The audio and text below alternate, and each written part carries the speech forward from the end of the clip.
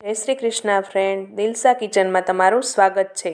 આજે આપણે બનાવીશું મેથીના ગોટા અને ભરેલ મરચાંના ભજીયા, જે ગુજરાતીઓની ફેમસ વાનગી છે। તો ચાલો બનાવવાનું શરૂ કરીએ।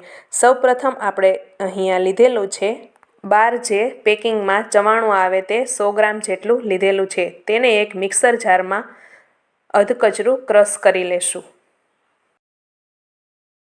બધું ચવાણું એકસાથે આપણે આ રીતે ક્રશ કરી લીધું છે। હવે તેને એક તપેલીમાં કાઢી લેશું। તેમાં 2 ચમચી જેટલું તેલ નાખીશું અને થોડાક લીલા ધાણા નાખીશું। ત્યારબાદ તેમાં સ્વાદ અનુસાર ખાંડ નાખીશું અને તમે તમારા ટેસ્ટ પ્રમાણે એમાં લીંબુનો રસ નીચોવી લેવાનો છે। આપણે અહીં અડધા લીંબુનો રસ લીધો છે। હવે તેને બરોબર સારી રીતે મિક્સ કરી લેશું। તમે તમારા સ્વાદ પ્રમાણે ખાંડ અને લીંબુ નાખી શકો છો। આમાં મીઠું નાખવાની જરાય પણ જરૂર નથી।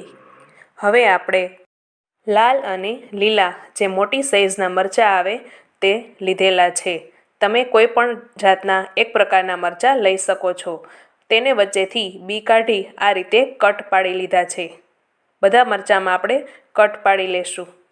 હવે તેમાં જે આપણે ચવાણાનો મસાલો બનાવ્યો છે તે એક પછી એક કરી તેમાં ભરી લેશું। આપણે જે ચવાણું લીધેલું છે તે સરસ ટેસ્ટી આવે છે, એટલા માટે તેમાં બીજી કોઈ વસ્તુ ઉમેરવાની જરૂર નથી। હવે આપણે બધા મરચાં આ રીતે ભરી લીધા છે। મરચાંમાં આપણે સ્ટફિંગ વધારે પ્રેસ કરીને ભરવાનું નથી, નહીંતર જો તળવા ટાઈમે આપણે મરચાં ભરશું તો ખુલી જશે। ત્યારબાદ આપણે ભરેલ મરચાંનું બેટર બનાવીશું। તેના માટે આપણે એક મોટું બાઉલ બેસન લીધેલો છે। તેમાં 1 ચમચી મીઠું અને થોડા એવા સાજીના ફૂલ અને અડધું લીંબુ નીચવીને બેટરને એકદમ મિક્સ કરી લેવાનું છે। સાજીના ફૂલ નાખવા એકદમ ઓપ્શનલ છે, તમે આમાં ન નાખો તો પણ ચાલે। હવે થોડું થોડું પાણી લઈ આ બેટરને એકદમ સરસ મિક્સ કરી લેવાનું છે। ધ્યાન રહે કે એમાં એક પણ લમ્સ ના રહે। થોડું થોડું આપણે પાણી લેતા જઈશું અને બેટરને એકદમ એકસરખું સરસ એવું બેટર રેડી કરી લેવાનું છે।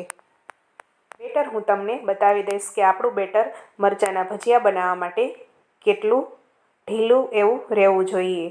આ રીતે એક જ ડાયરેક્શનમાં આપણે થોડીવાર ફેટી લઈશું। બેટર થોડું ઘાટું દેખાય છે, એટલા માટે હજી થોડું પાણી લઈ તેને થોડું પતલું કરી લેવાનું છે। બેસનની એક સરખી ધાર પડે એ રીતે આપણે બેટરને રેડી કરવાનું છે।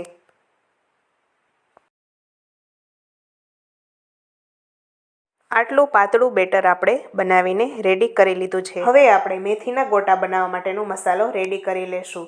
તેના માટે આપણે અહીંયા લીલા ધાણા, થોડું એવું પાલક, લીલી મેથી અને તીખા મરચાં આ બધી વસ્તુ આપણે કટ કરી લીધી છે।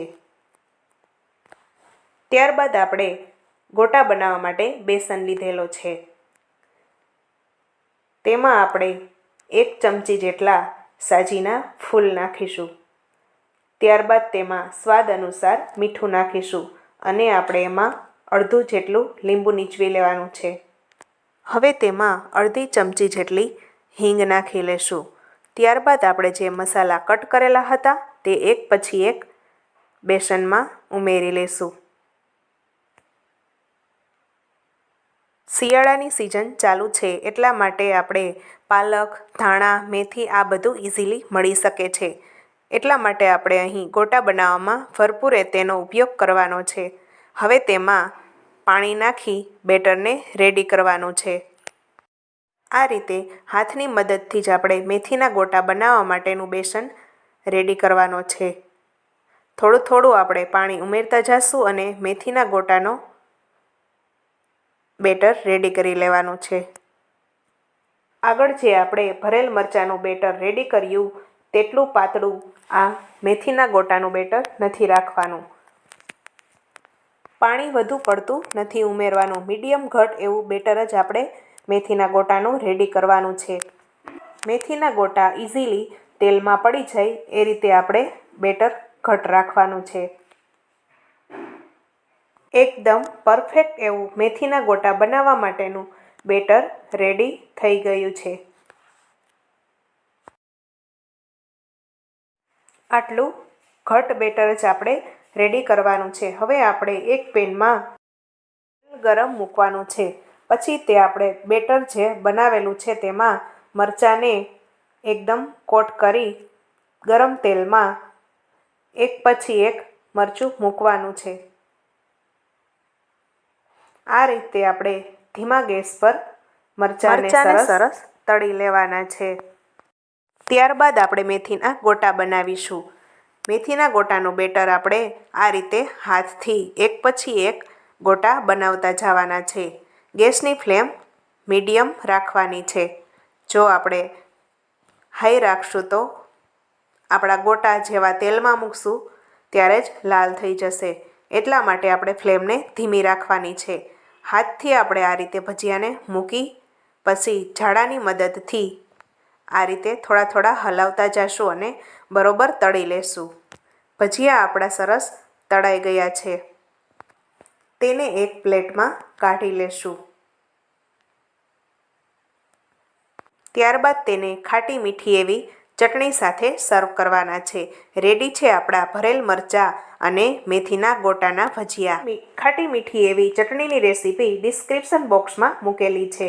તો મારી આ રેસીપી તમને પસંદ આવી હોય તો મારો વિડીયો લાઈક કરો, શેર કરો અને મારી ચેનલને સબસ્ક્રાઈબ કરવાનું ના ભૂલતા. રેડી છે આપણા ગરમા ગરમ એવા ભજીયા.